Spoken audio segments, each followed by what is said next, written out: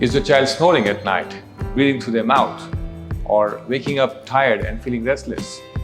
These could be signs of enlarged adenoids and tonsils. It's a very common issue in children in the UAE.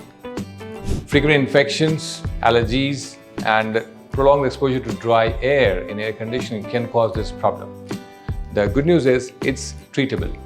While some cases can be managed with anti-allergic treatment, antibiotics, humidifiers, persistent or severe symptoms often require surgical removal. Adenoidectomy with or without tonsillectomy is the best treatment for this condition. If your child shows these signs, don't ignore them. I am Dr. Rahul Gupta, specialist ENT surgeon, available at Canada Specialist Hospital for consultation. So don't let enlarged tonsils and adenoids hold your child back. Surgery can offer a life-changing and permanent treatment for these conditions.